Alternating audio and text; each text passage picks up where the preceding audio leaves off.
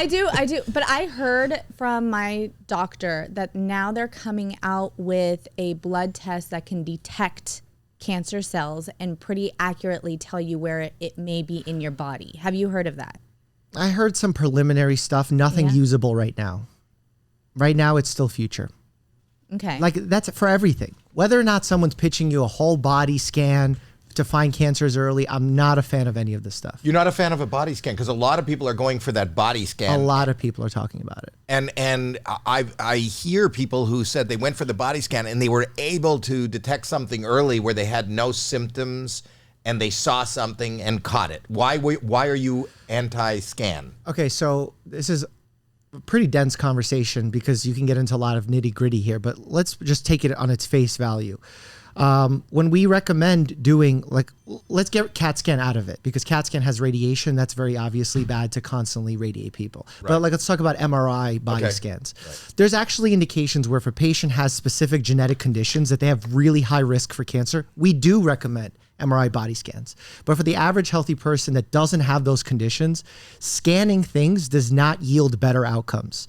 And a lot of times you'll also always find some lump, bump, or thing that has of no significance that then you're going to have to pursue and either scan again every 6 months or go in and biopsy and now risk having a side effect from the biopsy and downstream medical effects, where just scanning and letting it be, like just not scanning and letting it be, would be the better choice.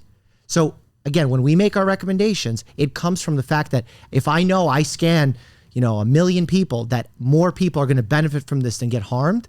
I don't have that data from MRI body scans. I have that for people who are hereditary high risk of cancer. There's specific conditions where people have really high risks of cancer, and those people we do MRI body scans. I like the way I like just the way you operate, probably in life and professionally, because you're not. I think that people are kind of drawn toward the alarmist because that's kind of louder and more noticeable. And I like a doctor who is anti-alarm. Can I ask you a question as a parent? No questions. Who takes my kids to like their yearly annual checkups and stuff?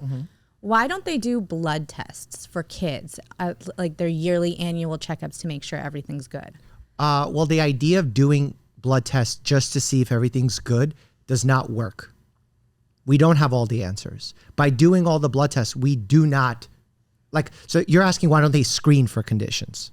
Yes, if you're going it doesn't make sense to me that I go in and they look and they make them cough and look in their throat and they're like, all right, you're good for another year. Like what was...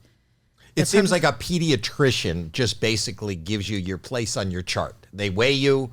If they don't see anything, it doesn't seem like they're going any deeper. We do some blood work sometimes. There are indications for some blood work for screening. For example, if I have a 10-year-old come in and they have a very strong history of high triglycerides that run in the family or high cholesterol that runs in the family, early heart disease, I'll check them with the lipid profile to see if they have familial hypercholesterolemia, which is a condition where they have really high cholesterol and they can have a heart attack in their 40s. So we do check in some cases. There's also times where we check hemoglobin or hematocrit, lead levels. There's all instances where we do check. But on average, there's no value to just check a healthy person.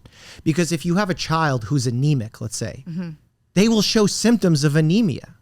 Right. So the idea of checking average healthy people, that's called screening. And there are some instances where we do screening, pap smear, screening, colonoscopy, screening. We're taking everyone, no matter what they're like, whether or not they have symptoms or not. That's screening. We do blood tests also for diagnosis, where you have a symptom, like you're fatigued, you're tired, you look pale. Now I'm going to give you a blood test to diagnose you with anemia. That is no longer screening. So you're talking about screening, and we do not see the value in screening healthy people for most blood tests, especially kids. Answer your question? Yeah, I have one other question. And also those blood tests, a lot of times will come up with some things that are slightly off because they happen to be that day that they're off. And now we're doing another whole investigation where your child, again, has no symptoms. And there's no better example of this with thyroid levels. For some reason, some of my residents that I train, young doctors, they'll get a thyroid level on patients. And I'm like, why'd you get a thyroid level? I thought it was a normal lab I should get on everybody. So they have a healthy person. They check their thyroid level. It's slightly off. Should I give them thyroid hormone now? The level is low, but the patient's fine. So, but what you should do, and correct me if I'm wrong, then you should follow up and have them take another thyroid level. That's a good idea. You check it again, and it's again low. Okay. So do we treat the person? I don't know. I'm not a doctor. Well, why are you like asking me? logic-wise, forget the doctor thing. You don't need a degree for this hypothetical. So, but I don't know what. Logically speaking, they have low thyroid on the test. You should treat. That's what people do. They're like, oh, your level's low. Here's a treat. And now you have symptoms of hyperthyroidism. And now you have palpitations. You're anxious. And it's my fault that I gave you the thyroid thing. You were fine. But now I'm treating the lab value, not the patient. You treat the patient, not the lab value. Makes sense. Makes sense. Wow. You're smart. You should be a doctor.